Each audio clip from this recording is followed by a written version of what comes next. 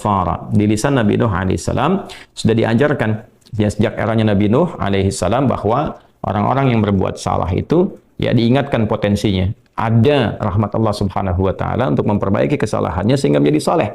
Ya, ini satu fitrah. Jadi di setiap era itu selalu percikan rahmat Allah itu diberikan kepada setiap hamba ya melalui utusan-utusan Allah. Di era-eranya ada rasul ya, ada nabi, kemudian rasul nabi berhenti ya dengan hadirnya Nabi Muhammad SAW dan wafatnya beliau, selesai era kenabian, selesai era kerasulan, maka semua petunjuk-petunjuk yang telah sempurna itu diteruskan oleh sahabat beliau dari kalangan ulama. Nanti kalangan ulama ini mengajarkan kepada ulama di generasi selanjutnya, di tabi'in, tabi'ut tabi'un, sampai kemudian kepada kita. Nah, ini pakemnya sudah ada. Jadi dalam diri kita ini boleh jadi setiap manusia itu kan tidak ada yang suci ya, kecuali para nabi dan rasul yang memiliki sifat maksum, dijaga dari kesalahan. Boleh jadi saya, Anda, kita berbuat satu kesalahan, tapi rahmat Allah menjadikan kita itu mendapatkan fitrah untuk memperbaiki itu. Nah, ini yang nggak dimiliki oleh setan. Setan itu salah ya salah, kan? Salah ya salah. Jadi ketika dia berusaha untuk mendapatkan rahmat Allah pun dengan taubat itu selalu terhambat dengan kesombongannya, istakbar itu. Ya, satu kali ditawari untuk bisa mendapatkan ampunan pun, ya lalu diberikan satu syarat untuk hormat kepada jasadnya Adam pun, kan, itu tetap kemudian dia abai. Sekali lagi saya ingatkan untuk menekankan bahwa kita ini tercipta sebagai manusia, bukan setan. Ya, sepanjang kita menyadari kita manusia dan berbuat salah, maka aktifkan sinyal taubat itu. Ya, sejak di era sebelumnya, bahkan di era Nabi Adam alaihissalam turun ke muka bumi, kemudian juga berkeluarga, ya risalah-risalah tentang taubat itu selalu kemudian disampaikan. Nah, di era Nabi Nuh alaihissalam, Rasul pertama. Jadi kalau Adam itu Nabi yang pertama, Nuh alaihissalam Rasul yang pertama. Umatnya salah. Maka dengan kasih Allah Subhanahu wa taala diturunkanlah kemudian pengingat. Ya, lewat fitrah kemanusiaan ini. Lewat Nabi Nuh alaihissalam disampaikan, "Faqultu astaghfiru rabbakum innahu kana ghaffara." Ya, maka aku tegaskan kepada kalian, istaghfiru rabbakum, cepat istighfar, cepat balik lagi. Ambil kalimat-kalimat ampunan, ambil kalimat-kalimat tobat ya dari Allah Subhanahu wa taala, menggunakan Rabb tuh yang telah menciptamu, merawatmu, menyayangimu, mengingatkan. Jadi Rabb itu ada nilai-nilai rububiyah di dalamnya. Ya, ada sifat-sifat rububiyah. Ya, bukan sekedar mencipta, tapi juga merawat, memberikan perhatian, memberikan kebutuhan. Kalau dalam bahasa bebasnya Allah seakan ingin mengatakan, hei, aku kan yang cipta engkau, ya kan? Engkau berbuat salah, aku berikan kesempatan untuk saleh. Aku kirimkan di kalimat taubat, aku berikan kesempatan untuk memperbaiki diri. Kenapa engkau nggak ambil, ya kan? Ya, indah sekali gitu. Ya, aku ciptakan engkau salah, aku berikan jalan saleh. Kenapa ketika aku berikan jembatan untuk memperbaiki diri, engkau tidak ambil?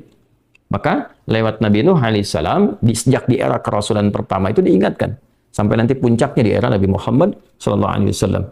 Faqultu astaghfiru rabbakum innahu kana ghaffara. Kata Nabi Nuh alaihissalam, aku tegaskan innahu kana ghaffara. Sungguh Allah Subhanahu wa taala itu telah menetapkan pada dirinya bahwa Ia Maha mengampuni seluruh dosa-dosa. Jadi ada ghafir, ya, ada ghaffar, ada ghafur, dan nanti dilekatkan dengan rahim pada puncaknya. Ya. Misalnya di surat Ghafir, di ayat yang ketiga, Ghafirid dzambi wa qabilit taubi, itu menggunakan kata Ghafir. Lalu kalau kita jadikan superlatif, ya, dinaikkan lagi tingkatnya menjadi lebih banyak, terus mengampuni dosa, mengampuni lagi, itu dirubah kalimat dari Ghafir menjadi Ghaffar. Kalau tanpa batas diberikan kemudian sifat yang ketiga yaitu Ghafur. Ya, kalau hamba menyimpulkan apakah memang masih diterima, maka Allah turunkan puncaknya berupa sifat rahmatnya, Rahim. Qul ya ibadiyalladzina asrafu ala anfusihim la taqnatu min rahmatillah. Innallaha yaghfiru dzunuba jami'a. Quran surah ke-39 ayat 53. Balik ke sini. Ya, jadi ini gambaran yang pertama. Sejak di era kenabian turun yang Al-A'raf ayat 23 itu Rabbana zalamna anfusana. Dan Nabi Adam alaihissalam mendapatkan kalimat itu. Lalu di era Nabi Nuh alaihissalam sebagai rasul pertama diingatkan juga dengan potensi sifat-sifat kebaikan ini yang menjadikan manusia tertuntun untuk senantiasa berbuat baik. Lalu apa sifat rahmatnya? Ya, kalau kita kembalikan ke konstruksi Al-Baqarah ayat 37, tadi kan saya katakan di awal ya, Allah menegaskan seorang yang taubat ingin merubah dirinya dari salah menjadi saleh, bukan sekedar dituntun oleh Allah, tapi juga dipercikan kasih sayang Allah kepadanya. Rahmat Allah diberikan. Ya, kembali ke Quran surah kedua ayat 37 itu, fatalaqqa Adamu min rabbih kalimatin fataba alaihi innahu huwat tawwabur rahim. Jadi bukan tawwab saja, tapi rahim juga. Bukan sekedar Allah terima taubatnya, tapi kasih sayang Allah pun diberikan kepadanya. Nah, apa di antara jenis kasih sayang yang Allah berikan kepada seorang hamba yang mau taubat? Ya, maka diteruskan ayatnya sampai 12 di sini. Imam Al-Bukhari menyantumkan di sini sampai ayat 12. Yursilis samaa 'alaikum midrara wa yumdidkum bi amwalin wa banina wa yaj'al lakum jannatin wa yaj'al lakum anhara. Allahu akbar. Ya, justru di sini teman-teman sekalian, istighfar itu ya permohonan ampun kepada Allah Subhanahu wa taala, ya, permohonan rahmat Allah Subhanahu wa taala, kembali kepada Allah, mengoneksikan diri kita kepada yang Maha Baik. Itu di antara percikannya adalah mendapatkan lapangan kebaikan. Yursilis samaa 'alaikum bidrara. Ya, walaupun Anda mendapatkan kesulitan dalam berkehidupan, bahkan yang sifatnya luas ya secara sosial. Kalaupun tanahnya gersang, ya, kalaupun kemarau berkepanjangan, itu ternyata dengan satu daerah itu, satu desa itu, satu wilayah itu mengoneksikan diri mereka kepada Allah, beristighfar. Ini faedahnya istighfar. Dengan beristighfar kepada Allah, taubat dari maksiat, ternyata bisa mendatangkan rahmat bukan hanya untuk pribadinya, untuk satu wilayah. Ya, ini pelajaran dari Quran. Ya, Allah akan memberikan kesan begini, jangankan bagi setiap personalnya, setiap orangnya. Ya kan? Ada masalah sekampung pun, contohnya kekeringan misalnya, contohnya kemarau, lalu sekampung itu, ya, atau ada orang-orang soleh di situ yang membiasakan taubat kepada Allah, istighfar kepada Allah, mengoneksikan dirinya kepada Allah, ya kan? Itu luar biasa, percikan rahmat Allah. Ya, apa di antaranya? Yursilis sama ya 'alaikum midrara. Allah memerintahkan kepada langit itu untuk menurunkan hujan. Ya, dengan curah yang memberikan maslahat. Kemudian wa yumdidkum bi amwalin wa banina. Ya, lantas kemudian melapangkan kepada engkau urusan hartamu. Ya, bahkan memberkahi engkau dengan keturunan-keturunan yang baik. Jadi Masya Allah, ya, orang tua yang rajin istighfar, suami yang rajin istighfar, itu ternyata bukan sekedar menjadikan ia mendapatkan penerimaan taubat. Dia berhenti dari perbuatan maksiat, usaha-usaha yang tidak baik, dagang yang tidak benar, dengan perbuatan curang, ya, perbuatan menipu, perbuatan-perbuatan yang tidak elok, korupsi, jauhi potensi itu. Disogok dia hindari, diajak korupsi dia jauhi dan sebagainya. Lalu konsisten pada kebaikan dan dia isi dengan istighfar. Astaghfirullahaladzim, astaghfirullahaladzim, Rabbana zalamna anfusana wa illam taghfir lana wa tarhamna lanakunanna minal khasirin. Dia konsisten pada kebaikan itu, wa yumdidkum bi amwal. Allah akan lapangkan dia pada harta-harta yang lebih berkah. Allahu akbar. Ya, jadi diberikan kelapangan dulu pada dirinya, kemudian diberkahi hartanya. Jadi berapapun yang dia dapatkan, Allah berikan berkah padanya, sehingga dia merasakan kebahagiaan dengan harta itu. Kan ada orang yang merasa seperti kelihatan banyak, tapi tidak menikmatinya. Ya, baik itu boros, baik itu merasa kayaknya banyak tapi nggak kepake. Ya, barang-barang habis beli ini lagi, tapi memuaskan nafsunya saja. Ya, temannya ngajak begini, dia harus terpaksa beli, kadang-kadang ngutang, atau mungkin dia dapatkan sesuatu tapi jalan-jalan yang haram, jalan yang salah. Dia tidak menikmatinya, dan ini yang paling bahaya. Ya, ini yang paling bahaya. Lawan lapang kan sempit. Jadi hartanya kayak banyak, tapi menyempitkan kehidupan rumah tangganya. Ya, hubungan suami istri jadi nggak enak, dengan anak jadi nggak nyaman. Itu ciri keberkahan biasanya, ya, ciri keberkahan yang tidak didapatkan. Jadi kalau berkah itu dapat, walaupun terlihat kuantitasnya nggak sama dengan orang, dia 100 juta, ini 1 juta, tapi kenikmatannya luar biasa. Ya, di rumah ada kebahagiaan, hubungan menjadi nyaman, apa yang ditata itu bermanfaat, yang dimakan menjadi daging, dari daging itu terkonstruksi menjadi pengetahuan, jadi macam-macam, jadi energi, ya energinya dipakai pada kebaikan. Sebaliknya yang terlihat seperti banyak, kayaknya banyak nih, ya, tapi tidak memberikan kebahagiaan. Di rumah nggak bahagia, tidak memberikan dampak energi positif, ke ibadah jadi malas. Ya, itu ciri-ciri pertama kalau harta kurang berkah itu, apalagi tidak berkah, itu pasti menurun kesolehannya, meningkat kesalahannya. Pasti itu. Ya, jadi mulai menurun nih, sholat mulai menurun, baca Quran mulai menurun. Nah, kesalahan mulai meningkat. Makan mulai salah, minum mulai salah. Yang tadinya minum yang baik-baik, sekarang minum yang tidak baik dan sebagainya. Nanti kalau sudah begini, pasti hubungan di rumah tangganya pun nggak akan jadi baik gitu. Ya, dan itu akan terbawa dalam kesempitan. Nah, cara untuk mengatasi itu, ini balik ke Quran surah Nuh tadi, di ayat 10 sampai dengan ayat 12. Kalau kita menyadari kemudian itu salah, lantas ingin memperbaiki diri, kembali kepada Allah, perbaiki diri kita, ya, lalu mengingat Allah, menyesali apa yang telah dilakukan, berjanji untuk berbuat baik, itu tidak tanggung apa yang Allah jawab.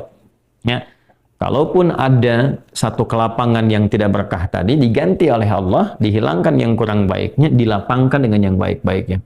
Lalu setelah itu dijaga keluarganya. Jadi memberikan kesan bahwa ada hubungan yang korelasi secara langsung antara harta dengan keluarga, dengan anak keturunan. Jadi hati-hati, saya ingatkan kepada para ayah, pada saya pribadi dan kita semua, jangan sampai membawa yang haram ke rumah. Sekali lagi, jangan sampai membawa yang haram ke rumah. Jadi kalau istri sudah memasak itu di dapur, menjadi makanan, dikonsumsi oleh anak-anak jadi daging, ya, dikonsumsi jadi daging nih, itu jadi karakter. Ya itu sudah fitrah, sudah umum begitu. Jadi kalau dia baik, akan membentuk kebaikan. Kalau nggak baik, akan merubah ya, pada keburukan. Kontrolnya susah di situ. Ya, sangat sulit sekali. Nah, caranya tadi kembali kepada Allah, tinggalkan yang kurang baik tadi, nanti Allah rubah. Ya, cara dia mendapatkan harta itu, walaupun awalnya terlihat nggak nyaman, karena kan merubah diri, mengeluarkan yang kotor dulu. Ya, ya kalau terlalu banyak kotoran, mandi kan ya agak cukup pekat tuh mandinya, bersihkan lagi. Rasa nggak seperti biasa. Tapi setelah dibersihkan semua jadi enak kan? Nah itulah agama begitu. Dibersihkan yang kotor itu kayaknya awalnya nggak enak, tapi kemudian hati jadi lapang. Yang diberikan kelapangan hati dulu. Ya begitu hatinya lapang, baru nanti Allah buka jalan.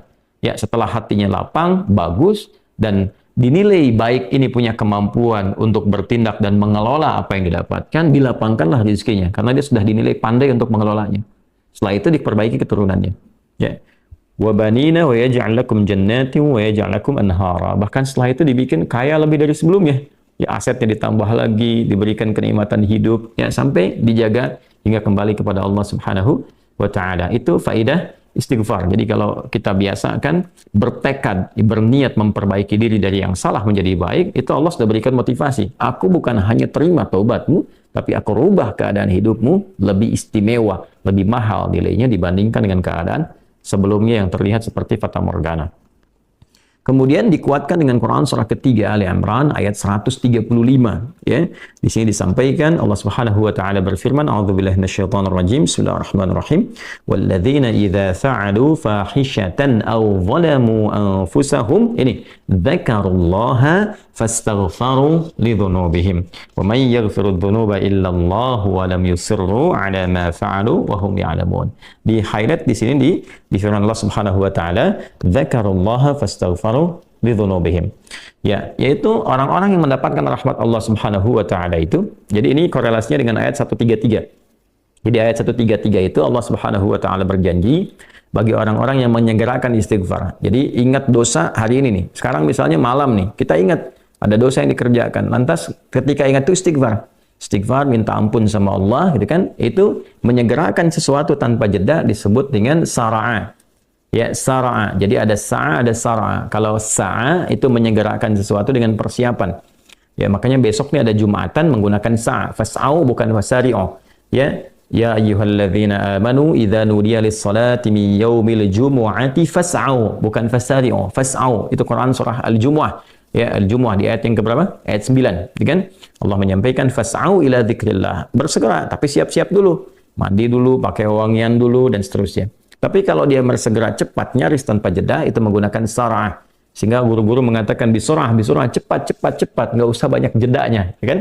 Nah, di Ali Imran ayat 133 Allah berfirman, wasari'u ila maghfiratin mir rabbikum. Kalau engkau merasa ada salah, bergegas, jangan tunda-tunda. Ya ingat malam ini, jangan tunda besok. Gimana kalau kemudian tengah malam meninggal? Ya segera istighfari. Nah orang yang menyegerakan istighfar saat ingat kesalahan, apa yang didapatkan? Wa jannatin arduha as-samawati wal ardu uiddat lil muttaqin. Maka orang ini akan diberi harapan oleh Allah, ya diperkenankan untuk memohon, bahkan ketika pulang disiapkan surga untuknya seluas langit dan bumi. Dan itu bagian dari sifat takwa. Jadi takwa itu bukan sekedar amar ma'ruf. Saat Anda ingat sholat, Anda ingat puasa, ingat baca Quran. Tapi takwa juga ada bagiannya nahi mungkar. Saat Anda ingat salah, lalu Anda taubat. Ya, saat Anda ingat salah, Anda pengen jadi soleh. Saat Anda ingat maksiat, Anda ingin taubat. Itu bagian dari takwa. Nah, bagaimana kemudian cara mengimplementasikan itu semua? Nah, ini poinnya. Ya, walladzina idza fa'alu fahishatan aw zalamu anfusahum dzakarullaha fastaghfaru lidzunubihim. Itu orang-orang. Ini menggunakan, sering diterjemahkan dengan orang-orang yang, gitu kan? Walladzina, alladzina disebutkan 1080 kali dalam Al-Quran setidaknya. Ya mencakup semua tanpa batas. Laki-laki, perempuan, besar, kecil, tua, muda, punya jabatan, tak punya jabatan, semua tanpa kecuali. Artinya, semua orang dengan keadaannya, berpotensi berbuat salah. Ya, kecuali tadi Nabi dan Rasul yang punya sifat maksum. Ya, Allah jaga dari kesalahan. Kita yang bukan Nabi, bukan Rasul, itu berpotensi salah. Apapun profesinya, apapun jabatannya, apapun tugasnya, berpotensi salah. Ya, pun demikian termasuk saya. Pasti salah, pasti. Nggak ada yang nggak salah. Jadi kalau ada yang mencari kesalahan, misalnya saya pribadi, pasti menemukan. Pasti. Dan percuma mencari kesalahan manusia. Karena pasti ditemukan. Ya, dan ini catat yang paling penting. Hindari mencari-cari kesalahan itu karena kita tidak tahu bahwa mungkin ketika seorang divonis salah itu dia sudah mengistighfari, sudah mentaubatinya. Ini poin besarnya. Hati-hati gitu ya, hati-hati. Karena itu Nabi selalu menganjurkan mencari kebaikan orang, menyebutkan, meneladaninya, alih-alih mencari kesalahan seseorang. Ya kenapa? Karena pasti ditemukan. Tapi yang tidak pasti itu, kita nggak bisa memastikan orang itu sudah taubat atau belum. Yang paling bahaya adalah mencela orang, mencari kesalahan orang, mencaci orang yang sudah dia taubat dan taubatnya diterima orang, diterima Allah Subhanahu wa taala. Hati-hati ya, mencari kesalahan orang, mencela orang, ya kan? Yang dia sudah mentaubati kesalahannya dan taubatnya diterima oleh Allah Subhanahu wa taala. Allahu akbar. Itu azim, itu hati-hati ya. Ya, sesuatu yang besar sekali dosanya di sisi Allah Subhanahu wa taala. Nah, ini kembali ke sini, ketika seseorang dia sadar berbuat salah, dia salah. Alladzina, semua orang potensi salah. Ya, idza fa'alu fahisyah, ketika dia berbuat fahisyah. Ya, fahisyah itu pernah saya sampaikan ya, turunannya nanti fahsya namanya. Jadi sifat kesalahan yang muncul dari syahwat. Ya, mohon maaf, zina, pornografi, porno aksi, kata-kata jorok, kata-kata kotor dengan semua bentuknya. Baik itu di media sosial, digital ataupun juga di praktikal yang nampak secara fisik misalnya, itu jelas salah. Jelas dosa. Ya, al-zalamu anfusahum, atau bentuk mungkar, menempatkan suatu bukan pada tempatnya. Ya, mohon maaf, ya, mencuri, merampok, membunuh, ya, korupsi, hoax dan sebagainya, itu zalim, perbuatan zalim. Nah, saat seseorang berpotensi salah, ya, dari fahsya dan mungkarnya, dia berbuat perbuatan dari dorongan syahwatnya atau mungkar, dari keinginan nafsu perut dan akalnya, dia berbuat yang salah, lalu zakarullah, dia ingat Allah. Nah, ini poinnya. Ini menarik sekali nih. Ini menarik sekali. Kok lanjutan ayatnya zakarullah? Bukan dia sadar bahwa dia itu telah berbuat salah. Kenapa zakarullah? Ini poinnya. Ya. Karena Allah ingin selalu menautkan sifat seorang hamba menjadi baik itu dengan rahmatnya. Ini poinnya. Jadi kalau bukan rahmat Allah Subhanahu wa taala, mustahil kita bisa mengarah pada kebaikan. Allahu akbar. Ya, lillah karena Allah. Lillah karena Allah. Ya, jadi orang-orang yang bertobat dengan merasakan rahmat Allah itu beda. Dengan sekedar dia pengen memperbaiki, lain rasanya, lain. Ya, jadi kalimat zakarullah itu mahal sekali. Jadi ingin memberikan dampak kesadaran kepada kita bahwa Allah tuh nggak ninggalkan kamu. Ya, Allah tahu kamu salah, tapi sepanjang nyawa kamu belum sampai ke kerongkongan, kamu diberi potensi untuk tobat. Ayo tobat. Kan sering saya ungkapkan, Firaun saja, Firaunnya dikirimkan 2 nabi, Musa dan Harun. Ya, sebagai keadilan Allah, kasih Allah dan adilnya untuk memberikan hidayah. Ya, sampai titik puncak kan nyawanya di kerongkongan. Cuman sayang kan dia sendiri yang memilih untuk tidak mengambil hidayah itu. Sampai nyawanya di kerongkongan. Sampai tenggelam itu. Nah, itu sudah disampaikan informasinya, kisahnya, jejak sejarahnya sampai sekarang diabadikan supaya seluruh anak cucu Adam itu sadar jangan berbuat yang seperti itu. Ya, sekali lagi hanya setan yang tidak kenal taubat. Zakarullah, dia ingat Allah. Nah, sekarang tinggal kita mempelajari. Ketika ingat Allah itu apa yang harus dihadirkan? Tadi poinnya. Allah tawarkan kita bukan hanya sekedar jadi baik. Rahmat dibuka, kasih sayang dibuka, kelapangan hati dibuka. Ya, makanya saya barangkali juga ingin menekankan materi-materi semacam ini, yaitu penting untuk disampaikan. Ya, kepada saudara-saudari kita barangkali yang sekarang dengan kasih sayang Allah itu ya diisolasi di satu tempat seperti lapas misalnya, lembaga permasyarakatan. Boleh jadi itu kasih Allah untuk diperbaiki sehingga dia konsisten bisa berbuat baik saja di dalam.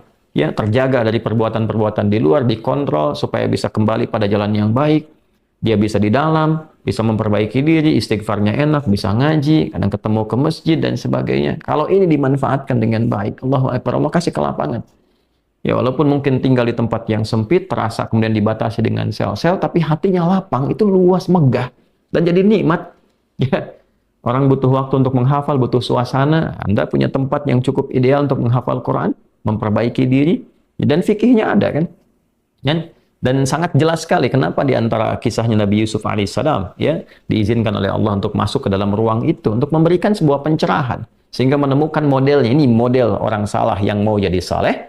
Bahkan setelah itu dia keluar dan diangkat jadi pembantunya raja, kan pada masa itu asisten rumah tangganya raja. Naik gitu dari sosok yang salah ya, kemudian dia tobat mengambil petunjuk dari Nabi Yusuf alaihissalam, dia berubah jadi orang hebat setelah itu. Ya, jadi asisten rumah tangganya raja. Itu luar biasa gitu. Ya, tapi yang memilih kemudian untuk jalan-jalan keburukan tetap bertahan di dalamnya selesai gitu. Ya, ini tawaran sesuatu yang indah ya. Bahkan ada juga yang terakhir ini yang paling luar biasa. Orang yang sudah mendapatkan ancaman hukuman ya sampai kemudian juga mengakhiri kehidupannya tapi dia mau bertobat. Ya. Maka dia bisa mengakhiri kehidupannya itu dengan apa yang telah ditetapkan misalnya. Kan kita nggak tahu garis takdir itu bagaimana. Ya. Wallahu alam, tiba kemudian manusia memberikan hukuman tapi Allah dengan kehendaknya merubah itu semua, bisa berubah ya. Tapi kemudian kalau itu bersamaan dengan takdir yang telah Allah tetapkan, dia menjadi baik. Jadi di Islam itu selalu ada solusi dan pedomannya mengantarkan pada kebahagiaan. Itu poin tertinggi.